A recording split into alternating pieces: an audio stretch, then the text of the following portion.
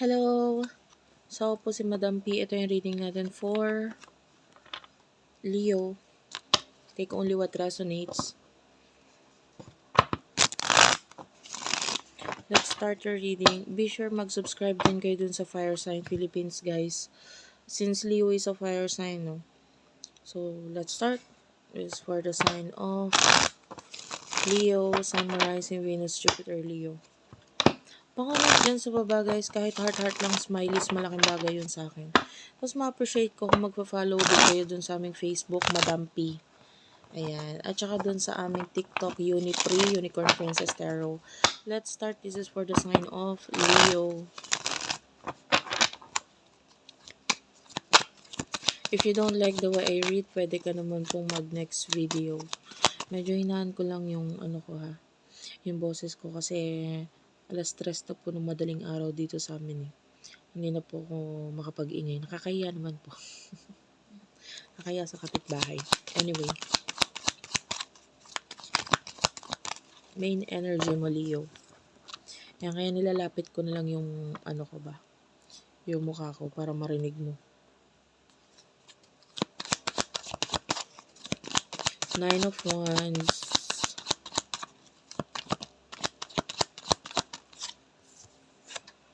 The Hanged Man. Okay. And actually, main energy mo, Leo. Manigin na tayo ditong sa'yo. Growth. Pero you need to wait. Huwag ka masyado magmadali.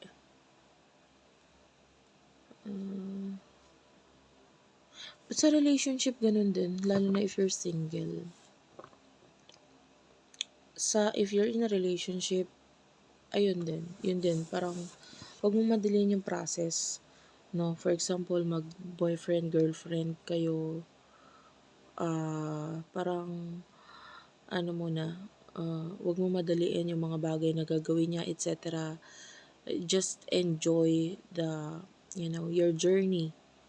No, kung ano man yung present moment, i-enjoy mo lang yan, huwag kang magmadali. Nine of Wands, kasi pwede magkaroon ng mga challenges. Once na minadali mo yung mga bagay-bagay, hindi mo sure kung ano yung, you're a fire sign, so nandun yung aggressive energy mo talaga, no. Pero the advice for you, wait, no, don't rush things. Kasi pag nagmadali ka, pwede ka mapahamak, no. If you're in a relationship, honestly, yung advice is, kung nasa isang relasyon ka, especially if you're a woman, no? Diba? Parang, huwag mo muna ibigay. Parang isa yun sa advice. Kasi, once na binigay mo, yung tendency, there's no coming back. Or, wala nang stop doon. Hindi mo na pwedeng mag-U-turn, balikan, etc. So, parang maiwasan natin yung pagsisisi sa huli. Huwag tayong magmadali. Ayan, no? This is the Six of Wands. Yung Six of Wands, kung makikita mo, parang siyang umaakyat sa ladder o sa hagdan. So, yung pag-akyat sa hagdan, hindi yan minamadali kasi pwede kang madulas, matumba, lalo na pagdating sa relationship, Two of Cups, and yeah, kita mo yan, no? Ten of Wands. Medyo malabo lang yung camera. I mean, maybe it's because of the ilaw. May dilim, maliwan, kasi, wala tayong spotlight. Anyway, yung babae dito, kung makikita mo, meron siyang hawak na baby. Yan. So, there's a possibility. Of course, yung iba, if this is a relationship, pwedeng mabuo yung gagawin nyo. And if you're not yet ready, be sure na mag-use ka ng contraceptives, etc. Pwedeng mabuo siya. So, after nito, ang lumabas na card is Nine of Swords. Ay, nakikita mo yung stress, problemado na energy. Anyway, wait ka lang. Wait for the right time. Don't rush things. So, sino yung person na nakakonect mo pagdating sa love?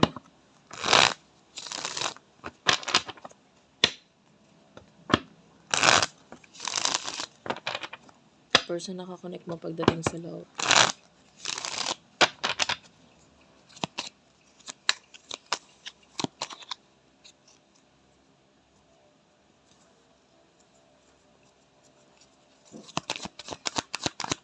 Ay, narinig kasi ang butiki. Queen of Wands. 5 of Swords. This could be a person in the past. Kinut off or may pagka-cut off dito. I don't know kung sino nag-cut off, ikaw or siya. Well, you have to listen sa advice. Nakikita natin yung emotions or yung pagmamahal sa nitong person na to. And I feel like parang gusto niyang bumalik pero alam niyang maybe yung iba sa inyo, lalo na if you're already in a relationship, parang gusto niyang bumalik pero parang alam niya imposible. Kasi nga nag-end na yun sa inyo, tapos yung iba pwedeng alam niya yung connections na meron ka na ngayon. So parang feeling niya imposible na. Pero gusto niya.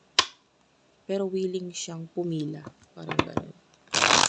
Pumila kung kailan yung another chance for the both of you. So ano yung mga emotions niyo sa isa't isa? Queen of Pentacles, 8 of Pentacles. I see money here. Focus mo is money. Pagdating sa love, I feel like you're being wishy-washy. Wishy-washy in a way na kasi parang pwedeng yung iba sa inyo, pwedeng nandun pa rin yung love with regard sa past. Pero at the same time, dumadating naman din yung point na parang, dito na lang ako sa reality, dito sa new beginning or new person na kakonect mo. So, pwedeng ganun. So, ano yung emotions ng person nito for you?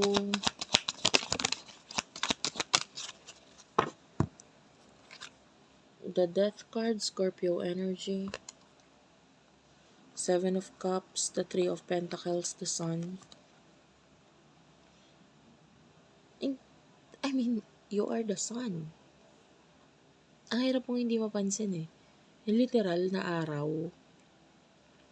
Of course, pag sumikat yan, kahit gaano ka katulog, kahit gaano ka kapikit, pag nasinagan ka ng araw, nandun yung magigising at magigising ka eh.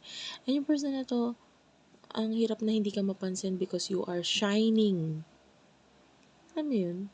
And then, with the 7 of Cups, naalala ka niya, naiisip ka niya, di ba? The 3 of Pentacles is here, so parang may mga gusto siyang sabihin sa'yo. Now, of course, hindi niya na masabi sa ngayon. This person wants to offer like another chance or connection sa inyong relationship or sa inyong connection. Ang gusto niya ng another chance. So, what will happen in the near future sa inyong dalawa? 8 of Wands. Hindi ko alam kung umuulan eh.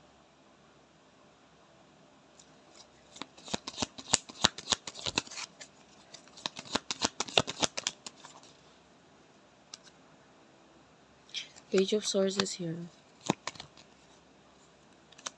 10 of Swords.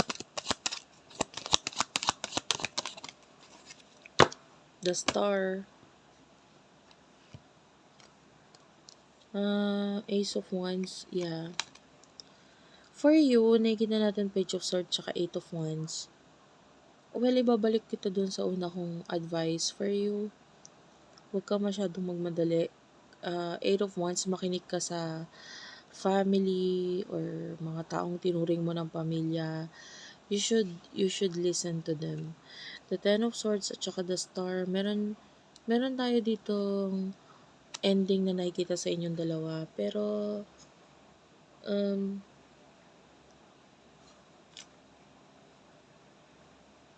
a lot of you, pwede magkaroon ng pag-uusap dito between the two of you na may kinalaman sa future, like ano yung plano mo, etc. So, pwede magkaroon ng clarity because of that. And with the Ace of Wands at saka the Star, nakita tayo dito ng mga new beginnings pagdating sa iyong goals, wish fulfillment. Yeah. New plans para sa iba.